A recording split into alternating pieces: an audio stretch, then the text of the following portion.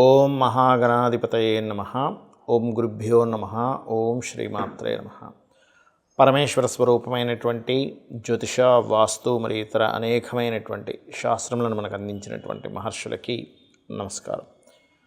హయగ్రీవ హయగ్రీవ హయగ్రీవేతి యోపదేత్ తస్స నిస్సరతే వాణి జహ్నుకన్యా ప్రవాహవత్. అరుణాం కరుణాతరంగితాక్షీం ధృతపాశాంకుశపుష్పబాణచాపాం అనిమాదిభిరావృతాం మయూకైః అహమిత్యేవ విభావయే భవానీం. శ్రీమాత్రే నమః. ప్రేక్షకులకి ఆ లలితాంబిక అమ్మవారి యొక్క అనుగ్రహం పరిపూర్ణంగా కలగాలని మనస్ఫూర్తిగా కోరుకుంటూ మనం ఈరోజు చెప్పుకోబోయేటువంటి విషయాలు ఏమిటి అని చెప్పి చూసుకున్నట్లయితే, షష్టగ్రహ కూటమి, ఈ 6 గ్రహాలు, అందులో చంద్రుడు కేవలం ఒక్కరోజు మాత్రం వీళ్ళతో కలిసి ఉంటాడు. ఒక రోజు తర్వాత 1.5 డే తర్వాత జరిగిపోతాడు ముందుకి. దాని తర్వాత 5 గ్రహాలు మాత్రమే కలిసి ఉంటాయి మీనరాశిలో. ఈ 5 గ్రహాలు కూడా 14వ తేదీ వరకు కలిసి ఉంటాయి. దాని తర్వాత రవి, దాని తర్వాత శుక్రుడు, అలా ఒక్కొక్కటి మారిపోతూ ఉంటుంది. మరి ఈ 14 రోజుల పాటు ఈ గ్రహాల యొక్క కలయిక వల్ల ఏప్రిల్ మాసంలో, మార్చ్ ఎండింగ్ నుంచి ఏప్రిల్ 14వ తేదీ వరకు ఎటువంటి ఫలితాలు రానున్నాయి, ఏ విషయాల పట్ల జాగ్రత్త వహించాలి అనేటువంటి విషయాలు చెప్తుంది నేనైనప్పటికీ కూడా చెప్పేస్తుంది సాక్షాత్ లలిత అమ్మవారిగా భావిస్తూ ఒక్కొక్క లగ్నం గురించి, లగ్నం తెలియని వారి రాశి గురించి తెలుసుకుందాం. వృషభ లగ్నము, మీ యొక్క లగ్నానికి ఈ షష్టగ్రహ కూటం అనేటువంటిది ఏదైతుందో లాభస్థానంలో ఉంటుంది.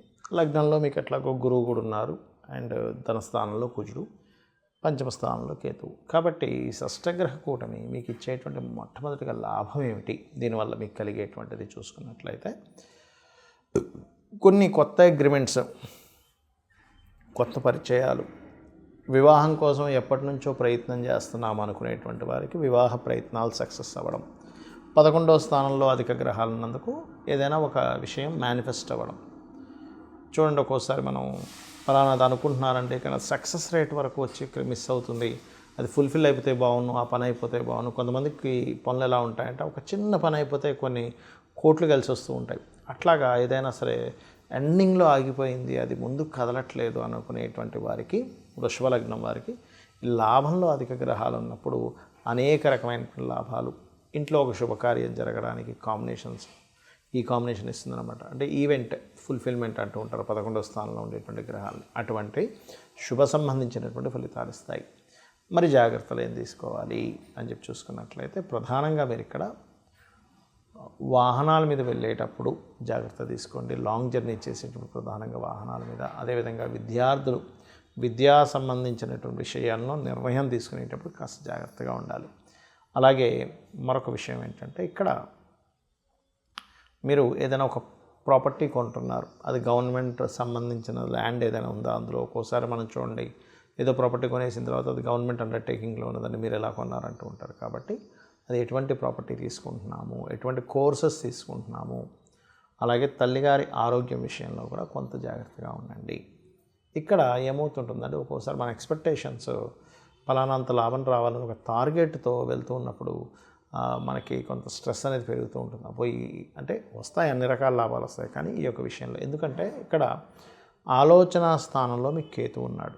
కాబట్టి మీరు ఏం చేయాలి, నిత్యము కూడా గణపతి ఆరాధన చేస్తూ ఉంటే మీ సక్సెస్కి సరైనటువంటి ఆలోచన మార్గం కనెక్ట్ అయ్యి ఇంకెక్కడ ఫెయిల్యూర్ అనేటువంటిది రాకుండా ఉంటుంది. ఇది ముఖ్యంగా గుర్తుపెట్టుకోండి.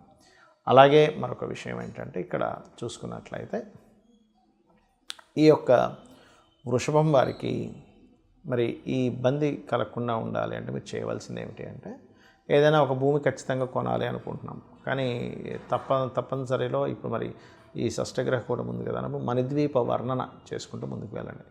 లాంగ్ జర్నీస్కి వెళ్తున్నామండి, మరి లాంగ్ జర్నీ జాగ్రత్తగా ఉండమన్నారు అన్నప్పుడు ఇంటి నుంచి బయలుదేరేటప్పుడు అమ్మవారిని స్మరించుకుంటూ ముందుకు వెళ్ళండి. ఎటువంటి ఇబ్బంది కలగకుండా ఉంటుంది.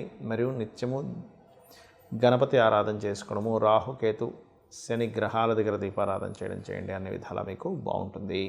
సర్వసాధారణంగా అందరికీ జాతచక్రం ఉండదు, అంటే వాళ్ళు పుట్టిన డేటు, టైము, ప్లేస్ ఏం తెలియదు. మరి అలాంటి వాళ్ళు ఏం చేయాలి అంటే, ఈ 6 గ్రహాల యొక్క కూటం అనేటువంటిది జాతకం ఉన్నా లేకపోయినా అందరికీ పడేటువంటి న్యాచురల్ ఎఫెక్ట్ ఏమిటంటే, ఇన్వెస్ట్మెంట్స్ కావచ్చు, సహజంగా ఉండేటువంటి నిర్ణయాలు తీసుకునేటువంటి విషయాల్లో కావచ్చు, ఉద్యోగ సంబంధించిన విషయాల్లో కావచ్చు, అనేకమైనటువంటి మార్పులను ఇస్తుంది. ఇది జనరల్గా పడుతుందన్నమాట. మీ లగ్నం బట్టి మారడం దట్ ఈస్ డిఫరెంట్. కాబట్టి అందరూ కూడా ఇక్కడ ఉద్యోగ సంబంధించిన విషయంలో ఇబ్బంది పడకుండా ఉండాలి అంటే లలితా సహస్రనామాలు రోజు ఉదయం సాయంత్రం చేసుకుంటే ఇంకా మంచిది. కనీసం రోజుకు ఒక్కసారైనా చేస్తూ ఉండండి. అదేవిధంగా అందరూ కూడా గోశాలకు వెళ్ళి గోవులకి కాస్త బెల్లము, అదేవిధంగా చూసుకున్నట్లయితే గ్రాసము ఇవి తినిపిస్తున్నట్లయితే ఇబ్బంది ఉండదు. అయితే మరి ఈ షష్టగ్రహ కూటం అనేటువంటిది దేశకాలాల మీద ఏదైనా ఎఫెక్ట్ పడుతుందా, ఏదైనా రోగాలు లాంటివి వస్తాయా అంటే ఒకటే గుర్తుపెట్టుకోండి, మనం గతంలో కూడా ప్రిడిక్ట్ చేసాం. అప్పుడేదో అయిపోతుంది, కరోనా లాంటిది ఏదో వస్తుంది అంటే అట్లాంటిది ఏమీ రాదు, ఏదో చిన్న చిన్న వచ్చిపోతాయి కానీ లాక్డౌన్స్ లాంటివి ఏమీ జరగవని చెప్పాము. కాకపోతే ఈ 14 రోజుల పాటు ఉండేటువంటి గ్రహాలు కలిసి ఉన్నప్పుడు ఏమవుతుందంటే కొంచెం ఇమ్యూనిటీ సిస్టమ్స్ మీద, కొంచెం తీసుకునే నిర్ణయాల మీద, దేశకాల పరిస్థితుల్లో తీసుకునే నిర్ణయాల మీద, అదేవిధంగా ఇక్కడ మీకు ఈ 6 గ్రహాలు ఇక్కడ ఉండగా ఇక్కడ కుజుడు ఇక్కడ ఉంటున్నాడు 3వ స్థానంలో. కాబట్టి ఏంటి, కొన్ని సరిహద్దుల్లో కొన్ని దాళ్ళు లేనట్లయితే ఈ పర్టికులర్గా ఈ శని రాహువులు కలిసినందుకు మీన రాశిలో పెద్ద పెద్ద పీఠాధిపతులకి గురువుల మీద కొంతవరకు ఎఫెక్ట్ కలగడము, కొంత ఈ రాజకీయ సంబంధంగా ఉండేటువంటి కొన్ని మత సంబంధంగా రాజకీయ సంబంధంగా ఉండేటువంటి విషయాల్లో కొంతమంది ఒక చూడండి, ఇప్పుడు గ్రహాలు ఎలా అయితే ఆకాశంలో ఉంటాయో దాని యొక్క ఎఫెక్ట్ భూమి మీద సేమ్ యాజ్ ఇట్ ఈజ్ అలాగే చూపిస్తుంటుంది. అంటే ఏంటి, 6 గ్రహాలు కలిసాయి.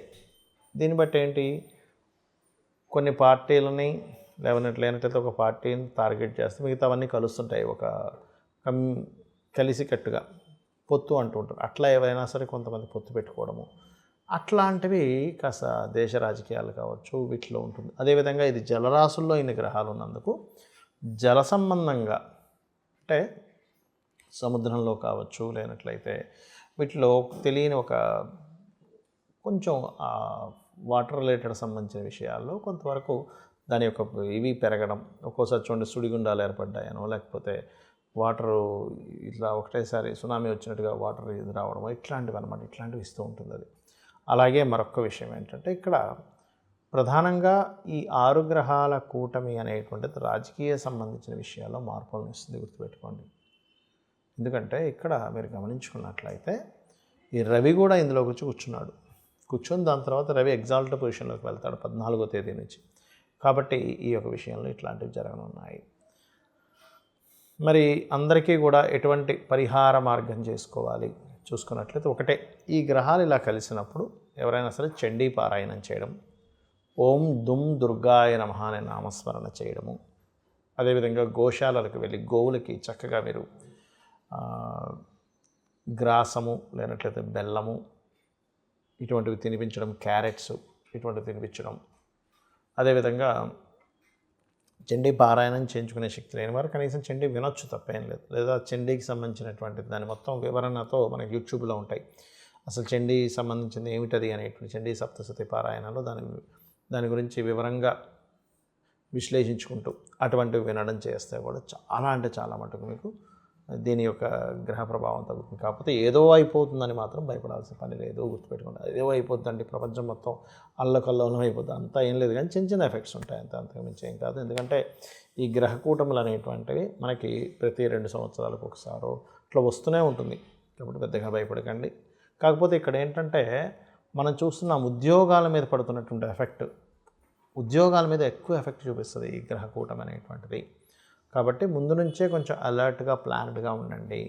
ఇంకొక సపరేట్గా మనం ఆల్రెడీ ఇక్కడ కుంభంలోకి ఎంటర్ అయ్యేటప్పుడే 2.5-3 ఏళ్ళ క్రితమే మనం ప్రిడిక్ట్ చేసాం. ఏంటి, ఉద్యోగ సంబంధించినవి తగ్గుతూ ఉంటుంటాయి ఏఐ అనేటువంటిది రావడం వల్ల. కాబట్టి ఎవరికి వారు సొంతంగా ఏదైనా బిజినెస్లు చేసుకుంటుండాలి. సో అందుకని ఏంటంటే మీకు మీరుగా ఏం చేసుకోగలరు, తక్కువ ఇన్వెస్ట్మెంట్తో ఏం చేసుకోగలరు అనే ప్లానింగ్స్ ఎక్కువగా వేస్తూ ఉండండి. బికాజ్ ఆఫ్ ఈ శని ఇప్పుడంటే మీనంలోకి వస్తుంటాడు, కానీ ఇంకొక 2 సంవత్సరాల దాదాపుగా 2 సంవత్సరాల 1 నెల 2 నెలల తర్వాత ఇక్కడికి వెళ్తాడు మేషంలో, అంటే నీచ పొందుతున్నాడు. కాబట్టి ఈ యొక్క విషయంలో జాగ్రత్తగా ఉండండి. అందరూ కూడా అమ్మవారి యొక్క నామస్మరణ, అందులో ముఖ్యంగా ఉద్యోగం పోకుండా ఉండడానికి ఓం శ్రీమాత శ్రీ మహారాజ్ని శ్రీమత్ సింహాసనేశ్వరి నమః అని చేసుకోండి. అమ్మవారి అనుగ్రహం మీకు పరిపూర్ణంగా కలుగుతుంది. శ్రీమాత్రే నమః.